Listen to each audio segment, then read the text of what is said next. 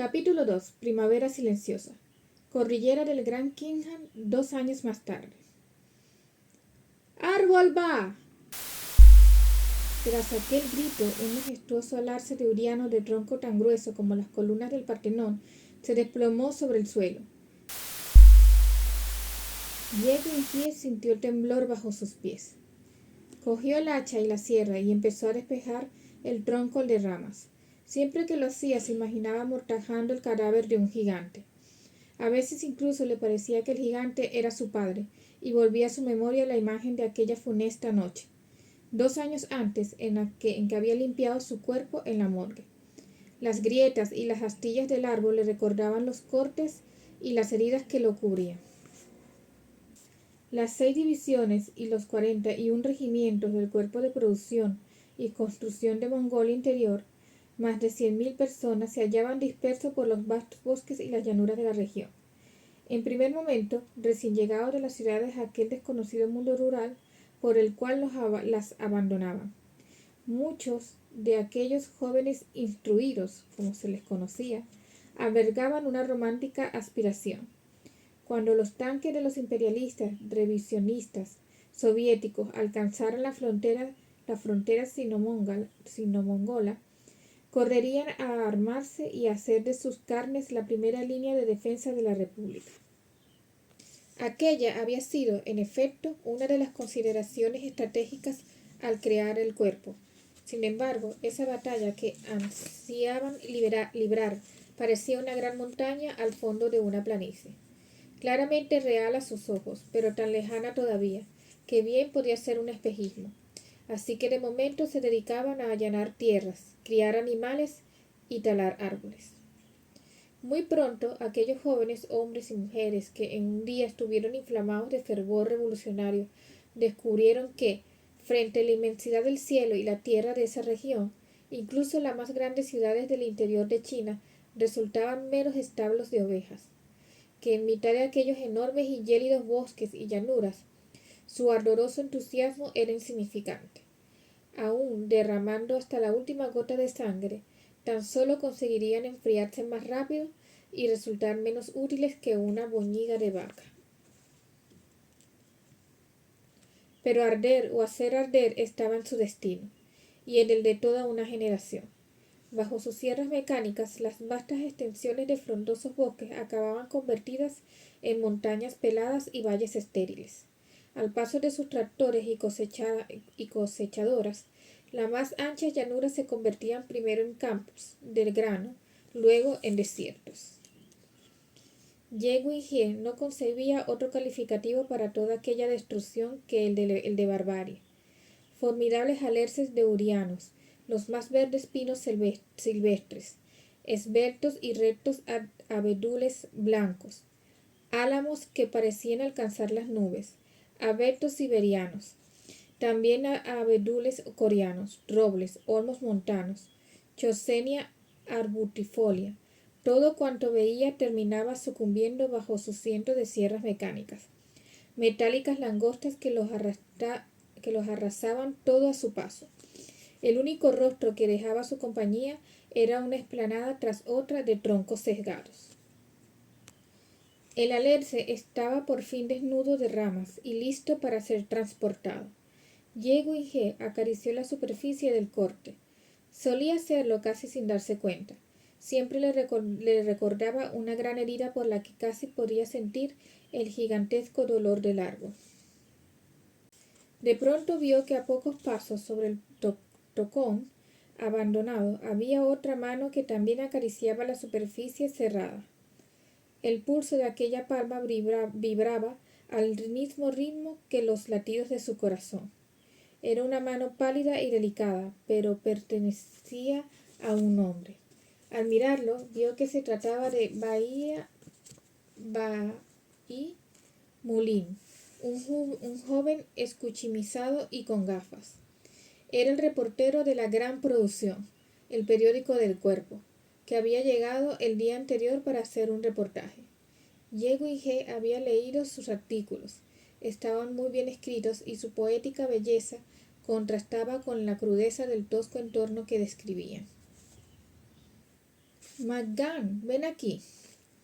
Baimulín llamaba a un joven que se encontraba a poca distancia de él, tan robusto y fuerte como el alerce de Uriano, que acababan de derribar. Cuando se le acercó, el reportero dijo: ¿Sabes cuántos años tenía este árbol? Cuenta los anillos, contestó aquel con un resoplido, señalando el tocón. Ya lo he hecho. 330. ¿Cuánto has tardado tú en derribarlo? Menos de 10 minutos. Mi sierra mecánica es la más rápida de toda la compañía. Equipo que me asignan. Banderín rojo al trabajador modélico que me ganó. Baimulín estaba acostumbrado a aquel entusiasmo. Era todo un honor salir entrevistado en la gran producción. Más de 300 años. Esos son una docena de generaciones. Cuando este árbol no era más que un arbusto, todavía reinaba la dinastía Ming. ¿Te has parado a pensar cuánta lluvia ha caído desde entonces?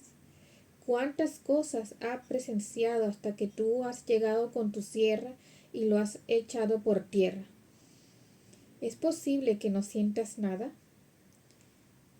¿Qué quieres que sienta? McGann frunció el ceño. No es más que un árbol. Aquí nos sobra. Está bien, déjalo, vuelve a tu trabajo, dijo el reportero decepcionado. Sacudiendo la cabeza, se sentó en el tocón y exhaló un hondo suspiro. McGann también sacudió la cabeza. Al parecer no iba a haber entrevista. Estos intelectuales están chalados, refunfuñó, dirigiendo la mirada a Ye Wenjie para incluirla en su juicio. El gigantesco tronco comenzó a ser arrastrado. Al moverlo, las rocas y los tocones del camino resquebrajaron aún más su corteza. Agravaban las heridas del cuerpo. Su rastro era un hondo canal en la hojarasca que enseguida se iba llenando de agua. Las hojas podridas la teñían de sangre oscura. Wenjie, ven a descansar, la llamó Baimulín, señalando la otra mitad del tocón sobre el que estaba sentado. Ella, que estaba agotada, dejó las herramientas, se acercó a él y se sentó a su lado. Después de un largo silencio, Baimulín dijo de repente: Sé cómo te sientes. Aquí, tú y yo somos los únicos. Ye Wenjie permaneció callada. Él ya lo había anticipado, pues sabía que era muy parca en palabras y raramente conversaba con nadie. Hablaba tan poco que los recién llegados al cuerpo solían tomarla por muda. Estuve en esta región hará cosa de un año, siguió él. Recuerdo que llegué al mediodía y me dijeron que íbamos a comer pescado. Yo miré alrededor de la cabaña y no vi más que un caldero de agua en el fuego. ¿De qué pescado me hablan?, pensé. Luego, cuando el agua empezaba a hervir, el cocinero salió con un rodillo, se fue al río, se puso a dar golpes en el agua y volvió con un montón de peces. Era tan fértil, y ahora mira cómo está. No lleva más que agua sucia. Te juro que a veces no sé si el cuerpo se dedica a construir o destrozar. ¿Qué te hace pensar eso?, preguntó ella, sin revelar si coincidía o discrepaba, pero con evidente aprecio. Es que acabo de leer una obra que me ha impactado. ¿Sabes inglés? Al ver que asentía, se sacó de la bandolera un libro con la portada azul. Ella, tras cogerlo, vio que se trataba de Primavera Silenciosa, de Rachel Carson. ¿Dónde lo has conseguido?, le preguntó en voz baja, alarmada. Se ve que ha llamado la atención de los gerifaltes y nos han mandado a traducirlo para consumo interno. Yo me encargo de la parte de que habla de los bosques. A Wenjie le bastó hojearlo para sentirse atraída. En una escueta introducción, la autora describía un pequeño pueblo cuyos habitantes iban muriendo en silencio por culpa del uso de pesticidas. La prosa era clara y sin adornos, pero saltaba a la vista la concienciada que estaba quien la escribía. Voy a mandar una carta a la dirección central contándoles las irresponsabilidades que está cometiendo el cuerpo, dijo Baimolín. Ye Wenjie levantó la vista del libro. Pasó un buen rato hasta que fue consciente del significado de sus palabras. Sin decir nada, volvió a mirar el texto. Si quieres leerlo te lo presto, pero no dejes que nadie lo vea. Ya sabes que estas cosas. Se levantó y echó un vistazo alrededor antes de marchar. 38 años después, en sus últimos instantes, Ye Wenjie recordaría la importancia de Primavera Silenciosa en su vida. Hasta tenerlo en sus manos, su joven corazón solo había sentido el inmenso dolor que la maldad humana podría provocar. Pero más tarde, tras su lectura, fue por fin capaz de enfrentarse a ella con la mente. Al principio, el libro no le pareció nada especial, pero pese a abordar un tema tan concreto, el impacto medioambiental negativo causado por los pesticidas, el punto de vista de la autora logró cambiarla para siempre. Hasta entonces, el uso de pesticidas le había parecido un hecho natural, si no positivo, al menos neutro. Pero Carson le hizo ver que para la naturaleza se trataba de un acto tan destructivamente nocivo como lo fue la revolución cultural. ¿Cuántas otras acciones humanas se parecerían habituales o incluso beneficiosas terminaban siendo malignas? La respuesta más lógica que lograba dar a esa pregunta se resultaba oscura y espeluznante. Quizá la relación entre la humanidad y la maldad fuera la misma que había entre el océano y un iceberg que afloraba en su superficie.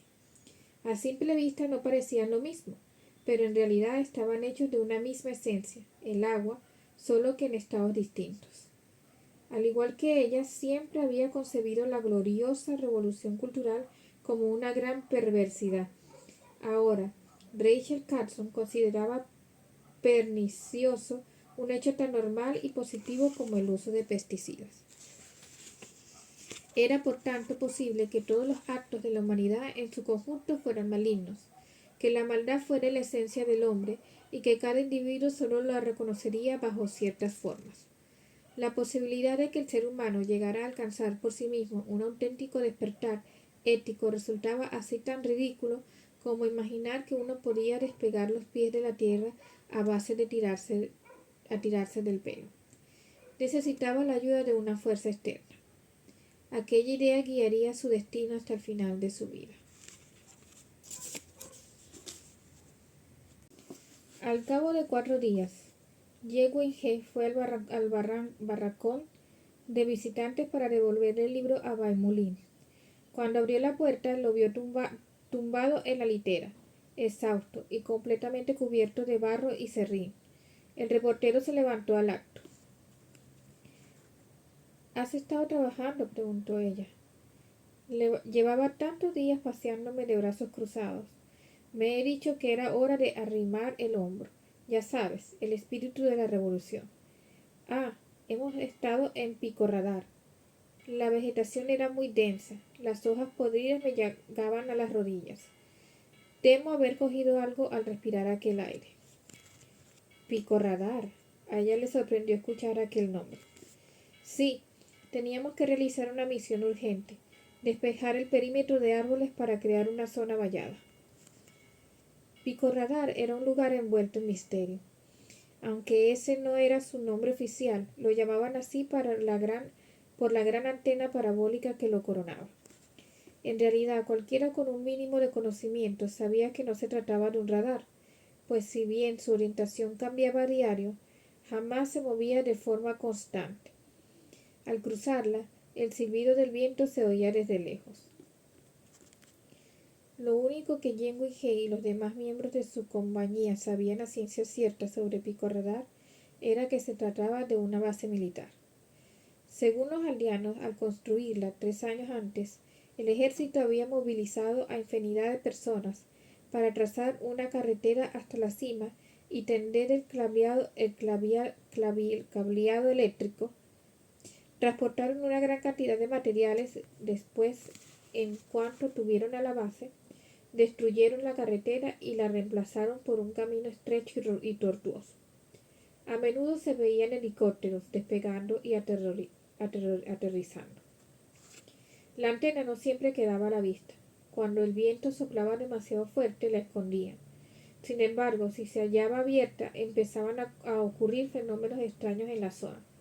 Se oían chillidos de animales nerviosos, los pájaros huían y la gente sufría náuseas y mareos. Además, los lugareños perdían el pelo con gran facilidad. Según ellos, aquel fenómeno empezó a producirse después de que la antena entrara en funcionamiento. Eran muchas las historias fantásticas relacionadas con Pico Radar. Un día estaba nevando y al abrirse la antena, la nieve se convirtió al instante en lluvia. Como cerca del suelo la temperatura seguía siendo bajo cero, la lluvia volvió a congelarse a la altura de los árboles y quedó transformada en gigantescos carambanos. El bosque entero se convirtió entonces en un gran palacio de cristal. De vez en cuando alguna rama caía vencida por el peso del hielo. A veces también, al abrirse la antena, un día despejado se convertía en uno de tormenta y aparecían extrañas luces en el cielo. Pico Radar pasó a ser una zona restringida desde el momento en que el cuerpo de construcción se instaló en la región. Lo primero que hizo el comandante fue pedirles que evitaran los alrededores, al estar vigilados por patrullas armadas y autorizadas a disparar sin dar el alto. Una semana antes, 2 miembros de la compañía salieron a cazar. Iban tras la pista de un ciervo y se acercaron sin darse cuenta cuando de pronto los centinelas comenzaron a dispararles. Por fortuna, el bosque era tan frondoso que lograron escapar ilesos, aunque uno de ellos se meó en los pantalones. Al día siguiente fueron seriamente amonestados. Quizás aquel episodio había provocado que la base ordenara la demarcación de una zona vallada, demostrando que tenía el poder de asignar trabajos al cuerpo de construcción. Bai Maulin tomó el libro de manos de Ye Wen-je y lo escondió cuidadosamente bajo la almohada, de donde extrajo 2 folios escritos con densa caligrafía. Es el borrador de aquella carta, dijo, entregándoselas a Ye Wen-je. ¿Le echarás un vistazo? ¿Qué carta? Aquella que te comenté para la dirección central. La letra era muy poco legible y tardó en terminarla, pero el contenido era detallado y estaba rigurosamente argumentado. Comenzaba relatando cómo las montañas Taiana habían pasado de vergel a erial a causa de la deforestación. Después explicaba las causas de la rápida disminución del limo en el río Amarillo para luego concluir que las actividades del cuerpo de producción y construcción de Mongolia Interior provocarían serias consecuencias medioambientales. A Ye Wen-je el estilo le recordó al de Primavera Silenciosa. Era escueto y sobrio, pero a la vez poético. Está muy bien escrita, sentenció con pesar. De acuerdo, dijo él, entonces la mando. Cogió 2 folios en blanco y se dispuso a escribir, pero las manos le temblaban tanto que no pudo trazar ni un carácter. Aquello les ocurría a todas las personas que usaban una sierra mecánica por primera vez. El temblor era tan fuerte que eran incapaces no ya de escribir nada, sino ni siquiera de sostener un cuenco de arroz. Te la paso limpio, intervino Ye Wen-je tomándole el bolígrafo de las manos. Qué letra tan bonita, dijo él en cuanto vio la primera línea sobre el papel. Luego le sirvió un vaso de agua, aunque con los temblores acabó derramando más de la mitad y ella tuvo que apartar el folio. ¿Estudiaste física?, le preguntó a él. Astronomía física, ahora no tiene ninguna utilidad, contestó ella sin levantar la vista. Es el estudio de las estrellas, que ¿cómo no va a tener utilidad? Las universidades están volviendo a abrir. ¿Qué hace una persona tan preparada como tú en un lugar como este? Ye Wen-je se limitó a seguir escribiendo con la cabeza hundida. No quería decirle que, para alguien como ella, era una suerte que lo hubiesen admitido en el cuerpo. No quería contarle nada de su situación. Tampoco iba a servir de mucho. En la habitación solo se oía el roce del bolígrafo sobre el papel. Ella olió el serrín que despedía el cuerpo del reportero. Tras la muerte del padre, aquella era la primera muestra de afecto que sentía. También era la primera vez que bajaba las defensas y se relajaba. Al cabo de una hora, tuvo la carta pasada a limpio. Escribió en un sobre la dirección que Baimulin le dictó y se despidieron. Caminó de la puerta, se volvió en un impulso. Dame el abrigo, te lo llevaré, dijo al instante sorprendida por su osadía. Ah, no, eso sí que no, se negó él. En esta compañía los camaradas trabajáis tanto o más que un hombre. A descansar, que mañana a las 6 hay que ponerse en marcha. Por cierto, Guinje, pasado mañana regreso al cuartel general de la división. Si quieres le contaré tu caso a mis superiores. Tal vez puedan ayudarte. Gracias, pero estoy muy bien aquí. Es un sitio tranquilo. Lo dijo contemplando la silueta de los árboles contra la luz de la luna. ¿Estás huyendo de algo? Me voy, susurró ella, y cumplió su palabra. Tras ver desaparecer su esbelta figura, Baimulín observó la arboleada. En la lejanía volvía a erigirse la antena de pico radar. Brillaba con un frío destello metálico. 3 semanas después, alguien del cuartel general fue a buscar a Ye Wenjie. Ella, al entrar en el despacho, supo que algo iba mal. Tanto el comandante de la compañía como el instructor político estaban presentes. También se hallaba un hombre con expresión muy seria al que no conocía. Sobre la mesa, frente a él, había un maletín negro con un sobre y un libro al lado. El sobre estaba abierto y el libro era el ejemplar de Primavera Silenciosa que ella había leído. En esos años todo el mundo tenía un instinto particular para saber en qué situación política se encontraba. Pero Ye Wenjie lo había desarrollado especialmente. Al acto sintió que el mundo a su alrededor empequeñecía y la atrapaba. Ye Wenjie, dijo el instructor político, este es el director San, del departamento político de la división. Está aquí para investigar. Esperamos que colabores y digas la verdad. ¿Eres la autora de esta carta?, le preguntó el director San, extrayendo una misiva del sobre. Ella hizo ademán de cogerla, pero el hombre la retuvo en sus manos mientras se la enseñaba página por página. En la última, aquella en la que estaba más interesada, no encontró ninguna firma. En su lugar ponía las masas revolucionarias. No, dijo repetidamente, presa del pánico. Yo no soy la autora. Pero esta es tu letra.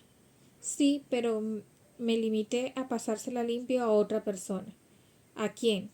Hasta el momento había aguantado estoicamente todas las injusticias que le había tocado sufrir en la compañía, sin protestar ni implicar a nadie. Sin embargo, esta vez era distinto.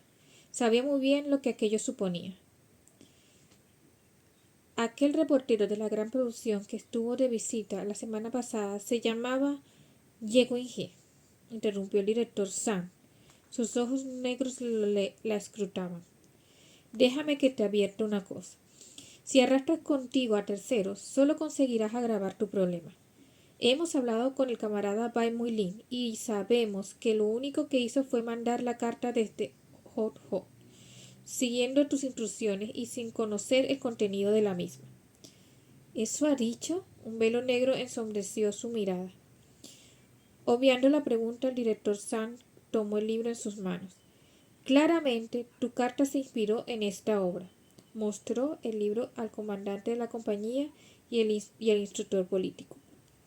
Primavera Silenciosa se publicó en Estados Unidos en 1962 y tuvo mucha influencia en el mundo capitalista.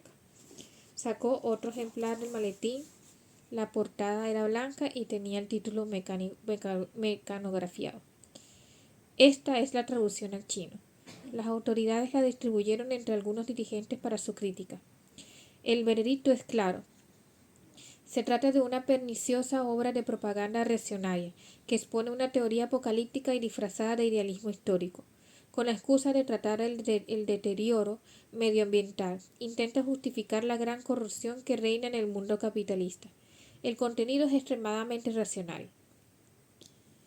Ese libro, musitó ella, vencida por los acontecimientos, tampoco es mío.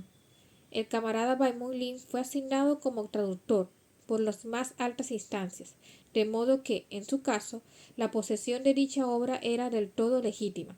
Por supuesto, es responsable de haber permitido que la robaras mientras estaba en su guardia y custodia. Ahora, su lectura te ha dado armas intelectuales para atacar al socialismo. A partir de entonces, Ye Wenhe guardó un profundo silencio. Sabía cuán peliaguda era la situación en que se hallaba. Todo amago de resistencia era ya inútil. Al contrario de lo que afirmaban muchas fuentes históricas, Bai Mulin no intentó incriminar a Ye Wenhe desde el primer momento. La carta que dirigió a la Dirección General probablemente estuvo motivada por su gran sentido de la responsabilidad, pecando de extrema confianza. Los vaivenes de la política de la época se debían a una compleja suma de factores. Uno nunca se sabía a ciencia cierta qué era tabú y qué no. Tal vez su carta tuvo la desdicha de abordar un asunto que era sensible. Pero al enterarse del revuelo que causó, el miedo se apoderó de él y decidió sacrificar a Ye Wenhe para salvarse. Medio siglo más tarde, los historiadores coincidirían en que ese suceso de 1969 supuso un punto de inflexión en la historia de la humanidad. Ba Maulin llegó a ser una figura histórica, aunque él ni lo buscó ni tampoco lo supo. Los académicos glosan su pobre vida de la siguiente manera. Continuó trabajando en la gran producción hasta 1975, cuando el cuerpo de producción y construcción de Mongolia Interior fue desmantelado. Luego lo mandaron a una ciudad al noreste de China para incorporarse a la Asociación de la Ciencia, hasta principios de los 80. Entonces abandonó el país y se marchó a Canadá para dar clases en una escuela de China de Ottawa hasta 1991, año en que murió de un cáncer de pulmón. Que se sepa, no volvió a mencionar el nombre de Ye Wenhe. Tampoco consta si se sentía responsable de sus actos. Wenhe, que aquí siempre nos hemos portado muy bien contigo, le dijo el comandante de la compañía, exhalando una espesa bocanada de humo de tabaco moe con la vista muy puesta en el suelo. Debido a la clase a la que pertenecía tu familia y dados sus antecedentes, has sido siempre considerada una sospechosa política. Y sin embargo, aquí te hemos tratado como una más. ¿Cuántas veces te hemos hablado, tanto tu instructor político como yo mismo, sobre tu tendencia a aislarte de los demás y tu falta de motivación? Todo por ayudarte. Y mira ahora, cometiendo un error tan grave. Yo ya dije que estaba muy resentida por lo que pasó durante la Revolución Cultural, apostilló el interruptor político. Que esta tarde dos hombres la escolten hasta el cuartel general de la división junto con las pruebas de su crimen, sentenció el comandante. 17. Llamaron a sus compañeras de celda, una a una, hasta que quedarse a solas. El montoncito de carbón que había en un rincón de la celda se había apagado por completo. El fuego de la estufa llevaba rato extinguido y nadie venía a revivarlo. Hacía mucho frío y Ye Wenhe se cubría el cuerpo con una manta. Antes del anochecer fueron a verla dos militares. Eran una mujer y un hombre. Ella, de mayor edad y dirigente del partido, fue anunciada por su acompañante como la representante militar del Tribunal Intermedio del Pueblo. Pausa. En tiempos de la Revolución Cultural, todo tribunal y organismo fiscal incluía esta figura, que tenía la última palabra a la hora de condenar o exonerar. Continuando. Me llamo Chen Liu, saludó la mujer. Tenía unos 40 años, llevaba gafas de montura gruesa y vestía uniforme militar. Su rostro era amable y saltaba a la vista que de joven había sido hermoso. Su sonrisa emanaba simpatía. Ye Wenhei era consciente de lo inusual que resultaba que un oficial de tan alto rango se interesara por su caso. Asintió con la cabeza cautelosa y le hizo un sitio en el camastro para que se sentara. Pero qué frío hace aquí, y la estufa, preguntó mirando con gesto reprobatorio al director del centro de detención, que aguardaba en el exterior. ¡Qué jovencita! Exclamó a continuación, observándola de cerca mientras se sentaba a su lado. Más incluso de lo que me imaginaba. Bajó la cabeza para hurgar en su maletín y añadió: Wenhie, tú lo que estás es confundida. Hay tanto que leer. Por fin halló lo que buscaba. Extrajo un grueso montón de folios y la miró con afecto. No pasa nada, A tu edad, ¿quién no ha cometido un error? Yo misma, sin ir más lejos, de joven formé parte de la compañía de teatro del Cuarto Ejército de Campo. Un día, durante una sesión de formación política, se me ocurrió sugerir que China dejara de ser independiente y se uniera a la Unión Soviética, porque así el comunismo internacional se fortalecería. Inocente de mí, pero ¿quién no se ha equivocado alguna vez? Los errores no deben pesarnos en la conciencia. ¿De qué sirve? Lo importante es reconocerlos y enmendarlos, y luego a seguir con la revolución. Con esas palabras, la dirigente logró congeniar un poco más con Ye Wenhei. Sin embargo, esta comprensiblemente cauta, después de haber sufrido tantas calamidades, seguía sin poder aceptar tanta amabilidad. Chen Lihua colocó los papeles sobre el camastro y le ofreció una estilográfica.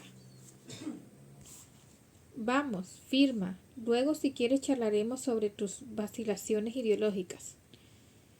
Le hablaba con la suavidad de una madre cuando amamantaba a su hija.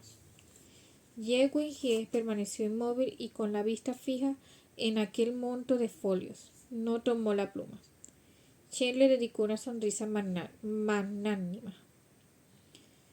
Puedes confiar en mí, Wenhie. Te garantizo que este documento no tiene nada que ver con tu caso. Venga, firma. El acompañante de la dirigente, que permanecía a su lado, intervino. Ye Wenhie, la representante Chen trata de ayudarte. Lleva días preocupándose por tu caso. Chen alzó la mano para interrumpirlo. Es comprensible, dijo. Pobrecita, te tenemos asustada. En estos tiempos, la diplomacia brilla por su ausencia. Tanto en el cuerpo de construcción como en el tribunal del pueblo, hay camaradas tan directos que rozan la mala educación. No son maneras, está bien, Wenhie. Léelo. Tómate el tiempo que quieras. Ye Wenhie cogió el documento y lo hojeó bajo la luz amarilla de la celda. La representante Chen no le había mentido. Realmente no tenía nada que ver con su caso, sino con el de su difunto padre, de quien incluía registros de contactos y conversaciones con varias personas.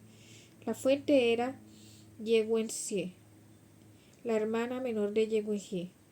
Siendo uno de los miembros más radicales de la Guardia Roja, no había dudado en denunciar a su progenitor con numerosos informes sobre sus supuestos crímenes, los cuales desempeñaron un papel clave a la hora de conducirlo a la muerte. Sin embargo, Ye Wenhie supo ver que aquel documento no era del puño y letra de su hermana. El estilo de los textos acusadores de Wenxie era estridente. Cada párrafo estaba minado de recriminaciones a punto de estallar, como ristras de petardos. En cambio, la redacción de aquel escrito era fría y calmada, meticulosa. Detallaba minuciosamente quiénes, cuándo y dónde habían discutido y sobre qué temas. Lo hacía de un modo que a un inesperado podía parecerle un dietario tedioso. Pero Ye Wenjie sabía que entrañaba algún propósito oscuro y bien calculado.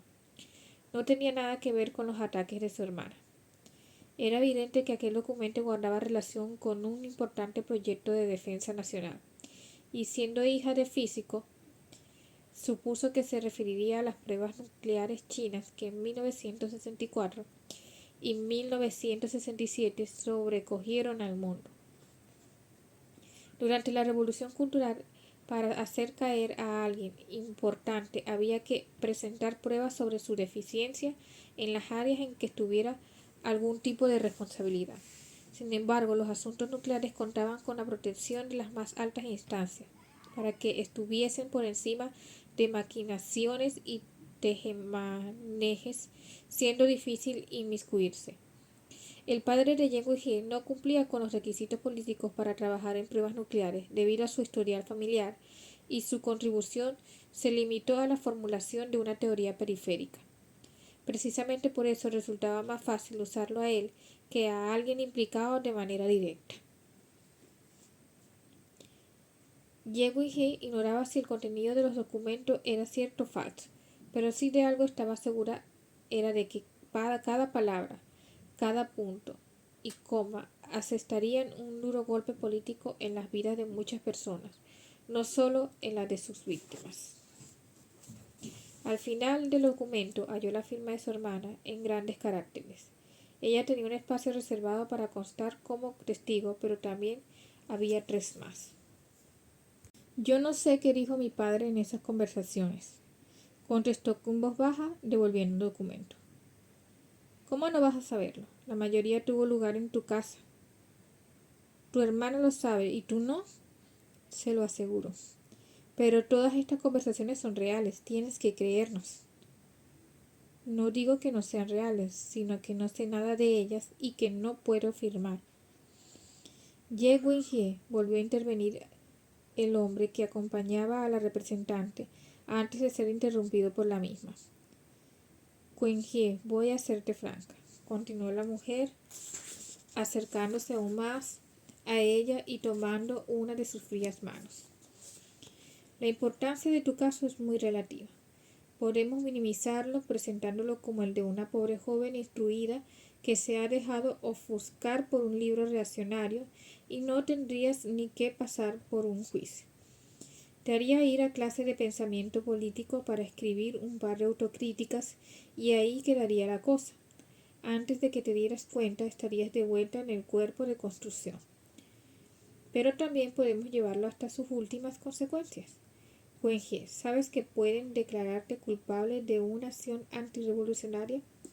En estos tiempos tan volátiles, ante un caso así, tanto la Fiscalía como los tribunales tenderán a ser más severos que tolerantes por miedo a pisar algún callo con su veredicto. Si no gustara, lo primero podría ser considerado un error administrativo. Lo segundo, una traición. Todo esto te lo digo confidencialmente. Entonces el acompañante añadió: la representante Chen solo intenta salvarte. Tú misma lo acabas de ver. 3 testigos más han puesto su firma. ¿De qué va a servir negarte? Ye Wenjie, piensa con claridad. Así es, Wenjie, retomó la dirigente. Se me rompe el corazón al pensar que la vida de una joven instruida como tú puede acabar arruinada por algo como esto. Lo que quiero es ayudarte. Por lo que más quieras, haz el favor de colaborar. Mírame bien. ¿Tú crees que puedo desearte algún mal? Ye Wenjie solo veía la sangre de su padre. Representante Chen, no tengo constancia de lo que veo escrito, así que no voy a afirmarlo. Chen Lihua enmudeció. Clavó los ojos en Ye Wenjie durante unos instantes en los que el frío aire de la celda pareció solidificarse. Lentamente volvió a meter el documento en su maletín y se puso en pie. Su expresión seguía siendo afable, pero ahora parecía fijada al rostro como una máscara de yeso. Todavía con aquella sonrisa piadosa, se fue al rincón donde estaba el cubo para lavarse. Lo cogió y con calma precisa y deliberada vertió la mitad del agua sobre Ye y el resto sobre su manta. Luego se volvió, tiró el cubo al suelo y abandonó la celda. Zorra testaruda, murmuró con rabia al salir. El director del centro de detención fue el último en desaparecer. Mirando con frialdad a Ye, empapada y goteando, cerró la celda de un portazo y echó el pestillo con un chasquido metálico. A través de la ropa húmeda, el crudo invierno mongol la apresó con la intensidad de un puño gigante.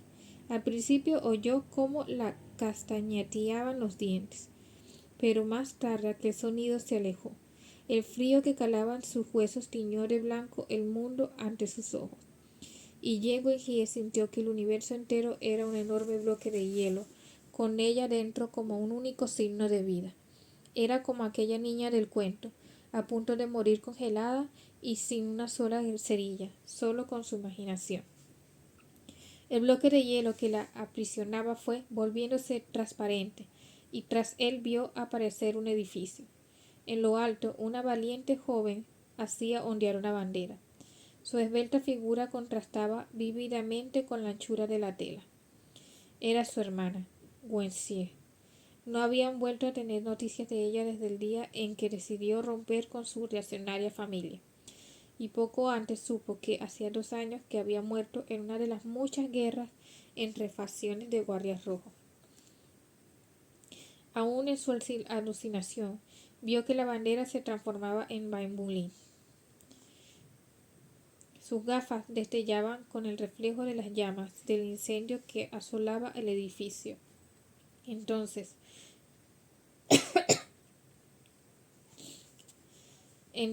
Bai Mulin se convirtió en la representante Chen, luego en su madre, Ye Chaolin, más tarde incluso en su padre. La figura abanderada cambiaba continuamente como si fuera un metrónomo que marcara los últimos compases de su vida. Poco a poco la imagen de la bandera fue nublándose y todo cuanto la rodeaba se desvaneció con ella. El bloque inmenso que era el universo volvía a aprisionarla, solo que esta vez el hielo era negro.